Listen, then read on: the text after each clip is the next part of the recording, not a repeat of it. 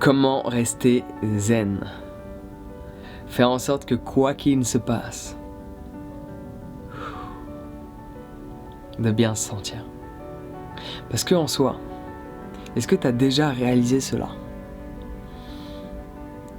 Est-ce que ça vaut vraiment la peine de s'énerver? Parce que certes, on peut se dire, je dois m'énerver contre cette personne, ou contre cette situation, contre cet événement, qui n'a pas forcément fonctionné tel que je le souhaitais, tel que je le désirais. Cette personne m'a trompé, cette personne m'a fait du mal, cette personne l'a mise à l'envers, donc je dois m'énerver. Mais en soi, le plus important c'est quoi? Qu'une personne sache que tu es énervé contre elle, ou que toi, intérieurement, tu te sens bien? Laisse-moi te reposer cette question-là. Le plus important c'est quoi? Qu'une personne sache que tu es énervé contre elle, ou que toi, intérieurement, tu te sens bien? Parce que souvent on a tendance à s'énerver pour un rien. Faut l'admettre, c'est la réalité, ouais. Moi aussi ça peut m'arriver, très rarement à l'heure actuelle, mais ça peut m'arriver. Ça m'arrive encore que je m'énerve, mais c'est pour des choses relativement importantes. Donc ce qui s'est passé par rapport à mon livre, sans rentrer dans les détails, j'ai fait imprimer 9000 exemplaires, et il y a eu des gros problèmes dans les livraisons, et c'est assez stressant parce que du coup c'est un sacré budget. Donc forcément ça crée du stress. À un moment donné je me suis énervé, parce qu'il y a eu plein de complications. 1h30 plus tard, ça faisait longtemps que je m'étais pas énervé, 1h30 plus tard, je me suis dit ok Jean, rien ni personne n'a le droit de changer ta condition émotionnelle sans ton autorisation. Laisse-moi répéter ça. Rien ni personne n'a le droit de changer ta condition émotionnelle sans ton autorisation. Et là, en activant cette pensée, je me suis dit, mais peu importe ce qu'il se passe, que je paye des dizaines de milliers d'euros parce que le truc c'est mal fait, que cette personne décide de plus vouloir me voir, que tout s'écroule, je vais faire en sorte de trouver une solution. Je ne vais pas rester là les bras croisés. Mais dans ce processus d'essayer de trouver une solution face aux problèmes auxquels je suis confronté, je ne vais pas me détruire intérieurement. Parce qu'en soi, peu importe le problème, tu peux toujours avoir une dynamique de te focaliser sur la solution, apporter une solution, trouver la solution, la créer, la confectionner si tu ne peux pas l'acquérir, la trouver, ou une personne ne peut pas te l'apporter. Tu peux faire en sorte de bouger les fesses, tout en restant zen. Parce que être zen n'est pas forcément une dynamique extérieure. Une personne zen n'est pas forcément là en permanence, les yeux fermés à regarder à l'intérieur d'elle-même. Une personne zen généralement prend ce temps-là chaque matin pour observer son intérieur avant d'observer son extérieur. C'est ce qui lui permet de ne pas réagir en permanence face aux événements extérieurs. C'est d'avoir pris du recul par rapport à ceci et de réaliser que quoi qu'il se passe à l'extérieur, je ne peux pas le contrôler. Je peux l'influencer, je peux agir et faire en sorte que une situation tourne dans mon sens, mais je ne peux pas contrôler les événements. Je ne peux pas contrôler le fait qu'il y a telle situation qui va arriver ou pas arriver. Je ne peux pas contrôler qu'une personne ait ses sentiments ou ne les a plus envers moi. Je ne peux pas contrôler cela. Par contre, je peux contrôler une chose, comment je me sens intérieurement. Est-ce que cela vaut la peine de s'énerver? Parce que déjà, juste prendre un instant pour avoir cette réflexion que je m'apprête à te partager en cet instant. Le problème auquel tu es confronté à l'heure actuelle, aussi gros soit-il, et c'est la réflexion que j'ai eue qui m'a permis de me calmer, boum, instantanément. Le problème auquel tu es confronté, aussi gros soit-il, imagine-toi, plus tard, dans 20 ans, dans 30 ans, est-ce que tu te souviendras de ce moment où tu étais en colère?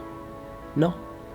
Et si tu devais te souvenir de ce moment, sur ton lit de mort, est-ce que tu devais revenir en arrière? Tu te projettes, comme si tu étais sur ton lit de mort, et imagine-toi là, partir dans tes pensées, aller dans ton passé, et de réaliser que tu t'es laissé affecter par un événement que tu ne pouvais pas contrôler. Est-ce que cela en vaut la peine dans la finalité? Parce qu'en soi, on va tous se sentir bien. On veut tous être heureux. Ouais. Alors pourquoi s'énerver? être zen, c'est pas forcément dans l'aspect extérieur. Ça peut l'être dans ta manière de communiquer, dans ta manière de te comporter. Mais essentiellement, être zen, c'est un état d'esprit. Tu peux être quelqu'un qui parle fort, qui est tout le temps actif, mais qui est extrêmement zen.